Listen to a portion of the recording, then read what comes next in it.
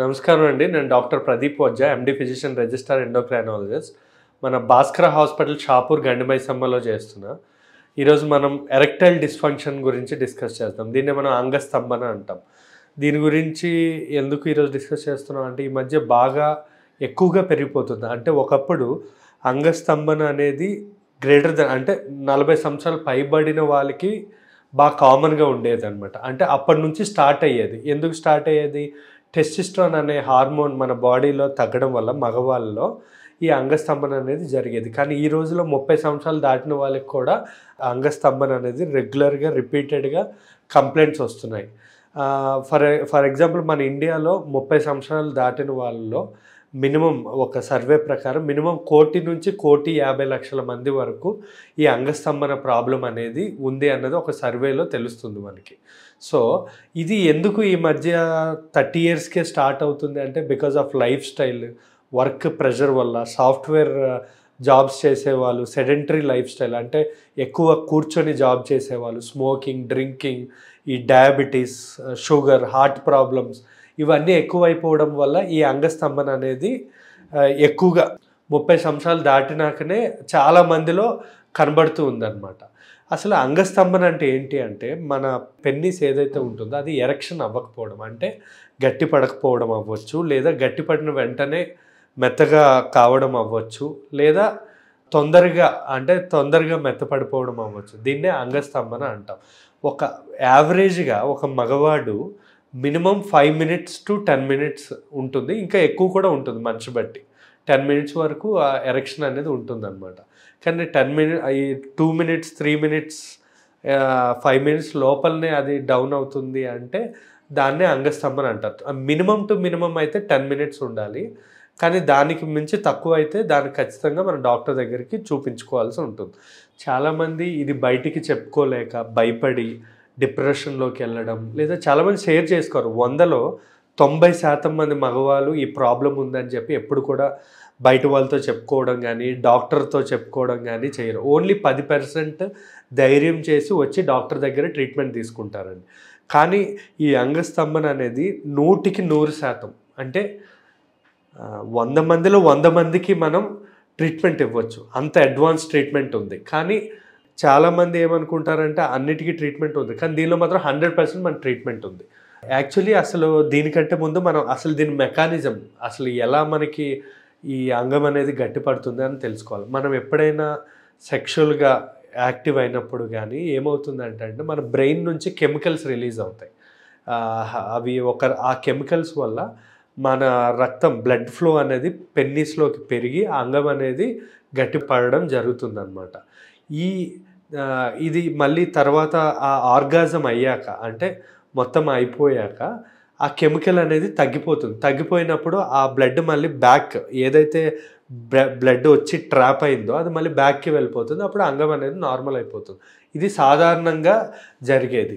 కానీ ఈ అంగస్తంభన అనేది ఎక్కువగా ఉంది అంటే వాళ్ళలో ఖచ్చితంగా హార్ట్ ప్రాబ్లం ఉండొచ్చు, లేదా షుగర్, బీపీ, లేదా వేరే స్ట్రెస్ కానీ, లేదా సమ్ సైకలాజికల్ ప్రాబ్లం, ఇలాంటివన్నీ కూడా ఉండే అవకాశం ఉంటుంది. వీళ్ళు ఖచ్చితంగా కౌన్సిలింగ్ అనేది ఇంపార్టెంట్ అనమాట. అంటే ఫస్ట్ అసలు ఆ ప్రాబ్లం ఏంటి, కొంచెం హిస్టరీ తీసుకోవాలి.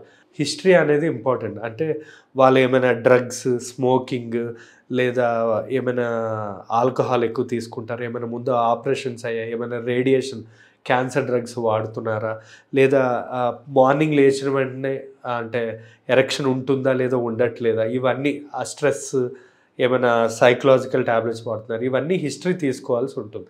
తీసుకొని కొన్ని ల్యాబ్ టెస్టులు కూడా, టెస్టిస్ట్రాన్ అని కొన్ని టెస్టులు ఉంటాయి, ఆ టెస్టులన్నీ చేయించుకోవాల్సి ఉంటుంది అనమాట. మెయిన్గా మనకి మెడికల్ మేనేజ్మెంట్ అంటే మెడిసిన్స్తో మనం 70% కంట్రోల్ చేయొచ్చు అండి. 70 అంటే 100లో 70 మందికి మెడిసిన్స్తోనే ట్రీట్మెంట్ అయిపోతుంది.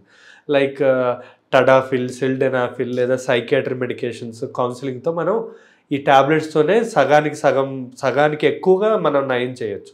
ఈ ట్యాబ్లెట్స్ వల్ల కూడా అవ్వట్లేదు అంటే అప్పుడు నాన్ ఇన్వేసివ్ మెథడ్స్ అంటాం.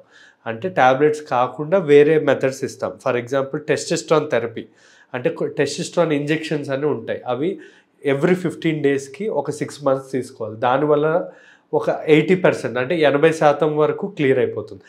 అంటే 100లో 80 మందికి దీంతో క్లియర్ అయిపోతుంది. ఇంకొక 20% కూడా వేరే కారణాలు వల్ల కూడా మనకి అంగస్తంభన అనేది జరిగే అవకాశం ఉంటుంది. వీళ్ళలో మనం ఫస్ట్ ఇచ్చేది వాక్యూమ్ ఎరెక్షన్ డివైస్ అంటాం. అంటే ఏమంటే ఒక ప్లాస్టిక్ ట్యూబ్ ఉంటుంది, మనం పెనైల్ రీజన్కి పెట్టి దానికి ఒక బటన్ ఉంటుంది, నొక్కితే సక్షన్ చేస్తుంది అనమాట. దానివల్ల ఎరెక్షన్ అయ్యే అవకాశం ఉంటుంది. ఒకవేళ దీనివల్ల కూడా కావట్లేదు అంటే ఐసీయూ ఇంజెక్షన్స్ అంటాం, ఇంట్రాకెవర్నస్ యురెథ్రల్ ఇంజెక్షన్స్ అంటాం. అంటే ఇవి మెయిన్గా మనం అంటే పార్న్ మూవీస్లో కానీ వీటిలో వాడుతూ ఉంటారు.